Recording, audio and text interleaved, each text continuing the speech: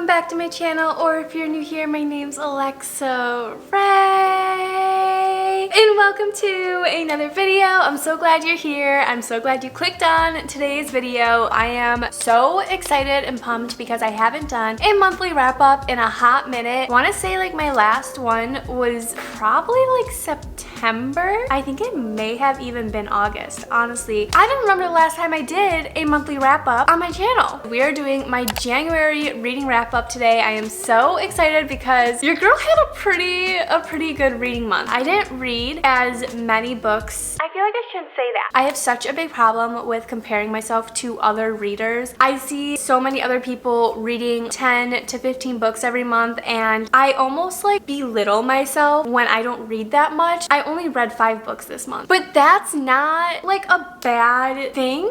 Basically what I'm saying is I shouldn't compare myself to other people. Reading 5 books is still an amazing accomplishment. I had a really fun reading month. I really enjoyed every book I read this month, so I feel like that's the important thing. I had a good reading month. That's all that matters, and I'm really excited to share all the books I read with you this month. I also read a book on my Kindle, which I'm really excited to talk about. We have some really fun books to talk about. Next up on my agenda is my new reading chair. Do you guys like it?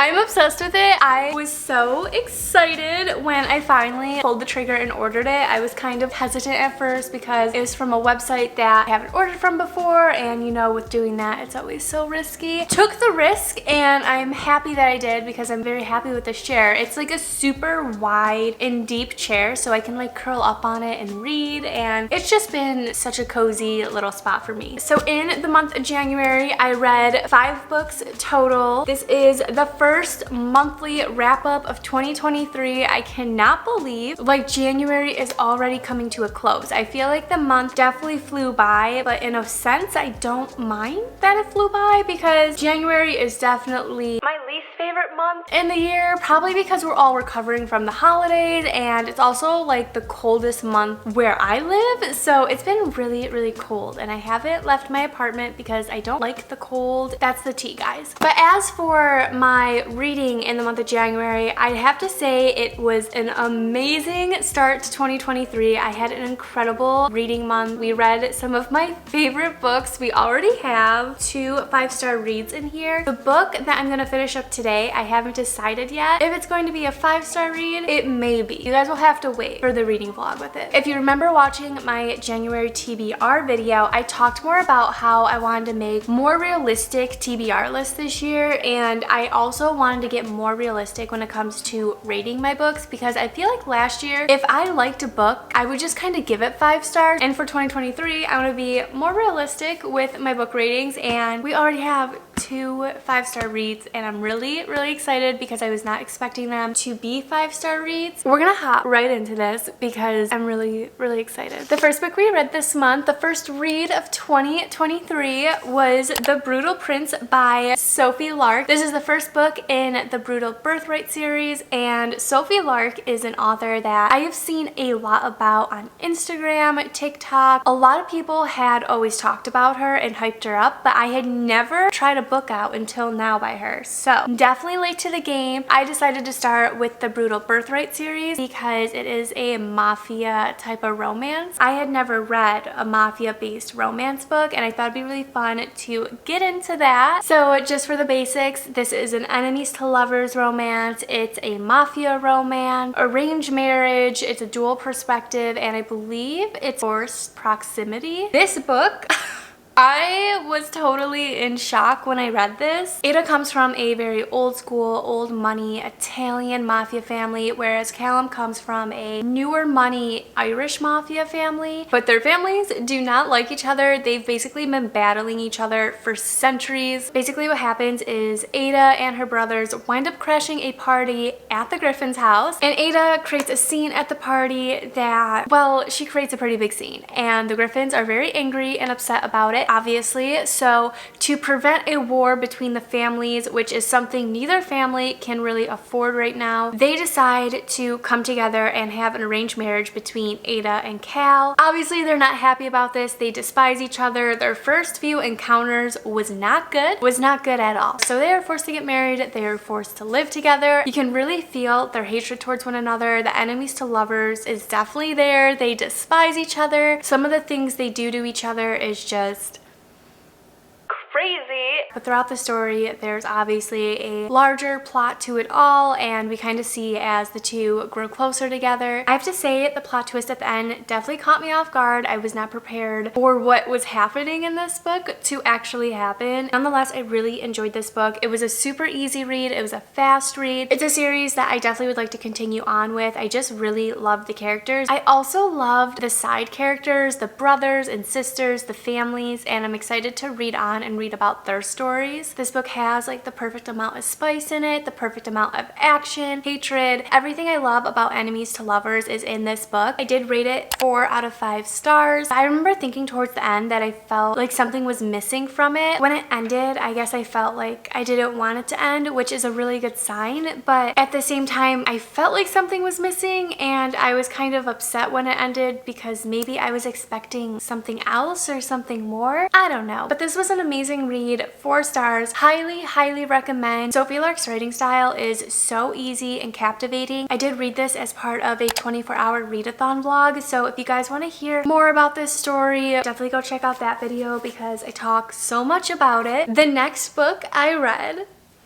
I don't even know where to start with this. We have Hooked by Emily McIntyre. This is the first book out of the Never After series. I was not expecting this. Obviously, I was feeling the dark romance vibe, and we immediately jumped into Hooked right after The Brutal Prince. This is a dark romance, a dark reimagining of Peter Pan. We get to watch Captain Hook in this story basically be the main character, and we get to see why Hook is the way he is. We get to see all the same characters from Peter Pan pop in, but in a twisted, dark retelling. Going into this book, I didn't think I was really going to like it. I was like, how am I going to be rooting for Captain Hook in this book? You know what I mean? I was literally rooting for him and Wendy the entire time. The plot twists in this book were just insane to me. This is also another dual perspective, so we get to read between Wendy and James. I don't even know what to say, guys. Like, this book is just so good. If you haven't read this series yet, I highly recommend. I feel like it is such an underhyped story, and I'm just obsessed with it. James is out for revenge against Peter, and it's just really crazy to see how the tables have turned in this book compared to Peter Pan. I think what I wasn't ready for was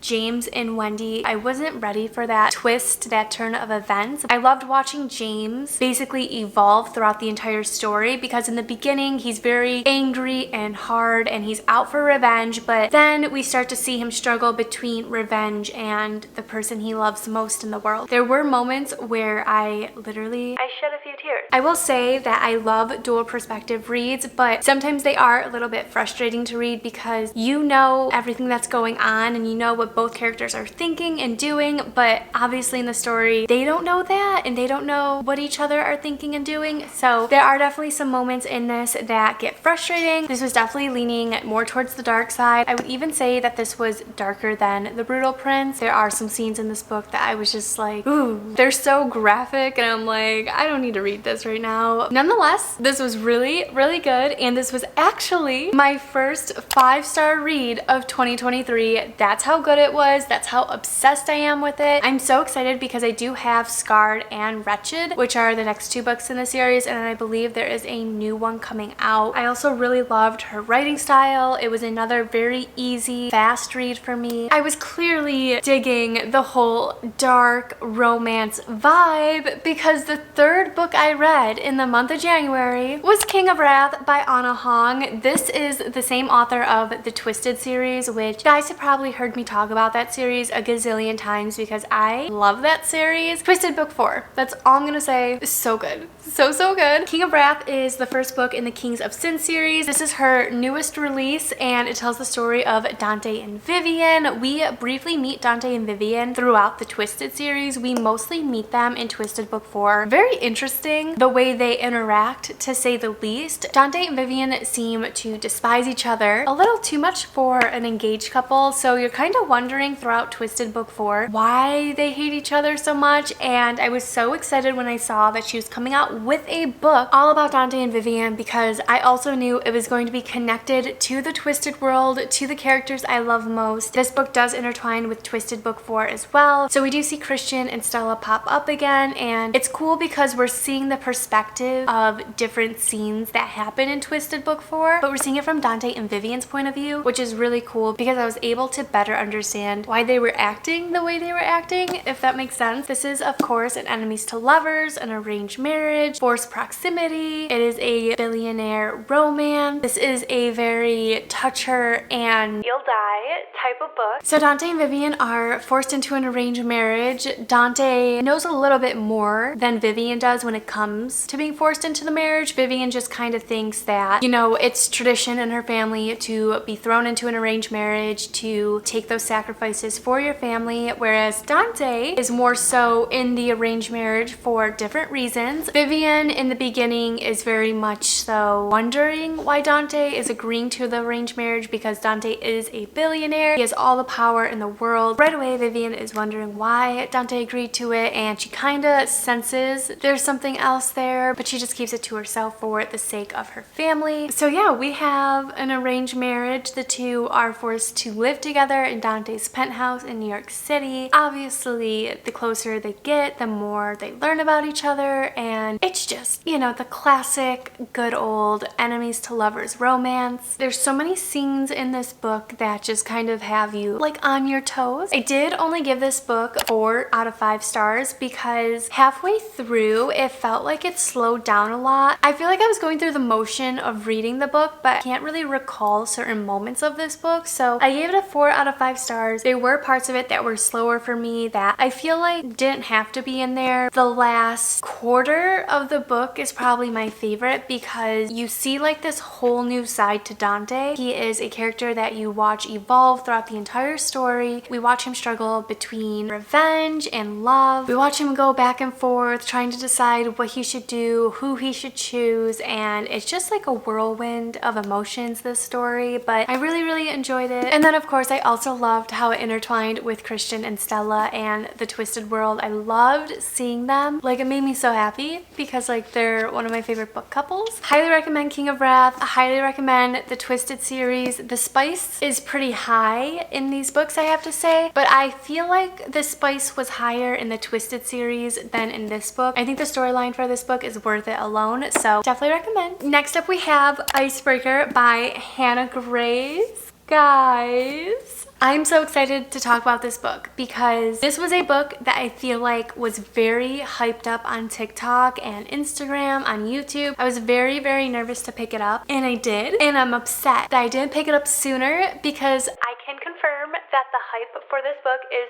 totally real. This, along with Hooked, has already become my favorite book of 2023. The romance, the storyline, the characters, the side characters. A lot of people compare this to the Off-Campus series. I absolutely agree. The Off-Campus vibes are definitely there, but I would say that this is better than the Off-Campus series. I would say that this tops those books just because there's so much more to the storylines, the characters, the details. There's a lot to this book that I feel like the Off-Campus series misses out on, and that's why I do think it's like top tier when it comes to hockey romances and stuff like that. This has such a wide range of tropes. We have an enemies to lovers. We have a reversed Grumpy Meets Sunshine where girl Anastasia is actually the grumpy one, and Nate Hawkins here is like the golden retriever, super upbeat boy. This is a romance between a hockey player and a figure skater. It takes place in college, so you get the college vibes, the college scene. It's a friends with benefits trope. It's also very therapy positive. Throughout the story, we see as Anastasia goes through therapy, overcoming struggles that she's had, and it's just super cool to see that because I feel like you don't see that often in books. This was honestly like the most perfect romance I've ever read, and I'd have to say I have always been in love with Garrett $1 gram from the deal. He is one of the top book boyfriends of all time. I think we can all agree he is just perfection. Nate Hawkins, though, definitely gives him a run for his money. I have to say, Nate Hawkins, he's something else. He's like a whole different breed or something, because his character in this book is just unreal and just so perfect. He's so protective of Anastasia. He's so caring, loving. He's always there to help her and pick her up. Even though he's going through his own struggles and problems in this story, he's still always there for Anastasia. His character was so sweet. Basically what happens is they both go to the same university. Anastasia is training to be in the Olympics. Nate Hawkins is training to go to the NHL. The school they go to has 2 rinks, so they're able to practice at all times of the day. One of the rinks gets vandalized and it causes the hockey team and the figure skaters to share one rink, and that obviously has them running into so many issues, so many problems. That is where the enemies to lovers kind of spark. At one point in the story, Stassi's partner also gets hurt and Nate Hawkins has to jump in and be her partner, which is also just like a crazy thing I feel like to happen. Going into this book, I had so many theories and ideas of how it was going to go, what it was going to be about, how they were going to get together, and I have to say, reading it, not what I expected, not how I expected it to go. The way they even met was not how I expected them to meet, honestly. And throughout the entire story, every chapter just kept getting better and better. One of my favorite parts of the book is when Nate takes Stassi home for Christmas and she also takes him to meet her parents, and it's just one of my favorite book scenes. I don't know why, there was just like all the vibes were there, super cute and cozy. It's another book that is just so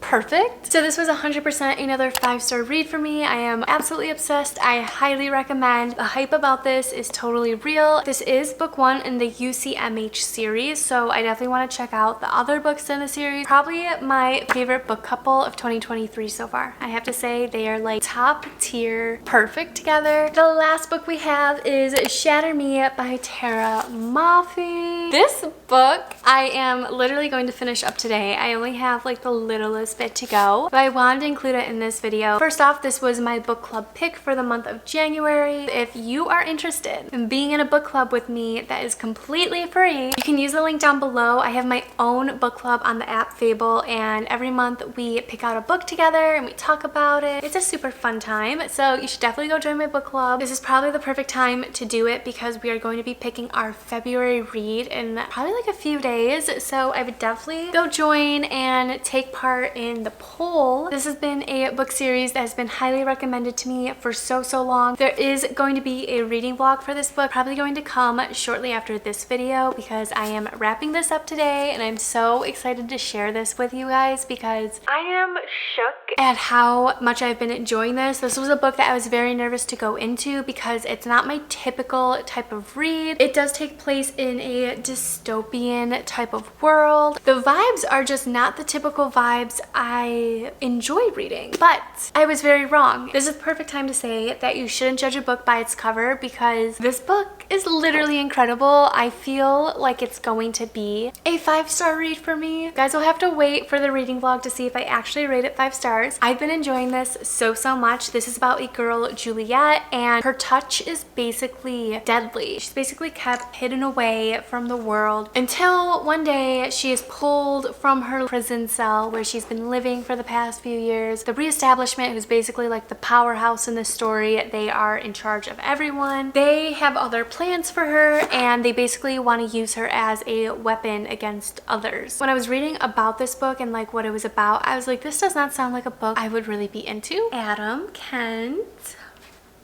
Kent has me in the feels. He is something else in this book. I also really like this because Juliet has always been afraid of herself and afraid of her own touch her entire life. No one has ever wanted her or loved her, and we slowly see her evolve into someone strong who wants to fight back and not let her touch define who she is as a person. This is a young adult dystopian type of romance. It is a type of insta love. Juliet is the perfect perfect heroine. And I have to say, it's also like a super fast read. I've been flying through this. I started it yesterday and I literally only have like a few chapters left. So stay tuned. I am going to be wrapping up my reading vlog for today, and that is going to be posted shortly after this one. But these are all the books I read in the month of January. We read 5 books, which I think is just so incredible. That is such a great start to 2023. I also think the fact that they were all 4 or 5-star reads is such a great sign. Having such a good reading month really makes me happy. It keeps me motivated to keep reading towards my reading goal for the year. I believe I am 2 books ahead of schedule to reach the 50 book goal. So super excited about these reads. But all in all, I did actually end up reading like the amount of books I wanted to read in the month of January, because The Brutal Prince wasn't a planned book. That was just a spontaneous read for me. We accomplished my January TBR, my reading goal for January, and I could not be happier. If you've made it this far into the video, comment down below what your favorite book was of January. I love knowing what you guys are reading, what you guys are into. Also, let me know if you have any book recs or book requests to see on my channel, because I get most of my book recs from you guys, and after the reading month we just had, I trust you guys with my life. But with all that being said, I hope you guys have a wonderful rest of your day, and I'll see you in my next video.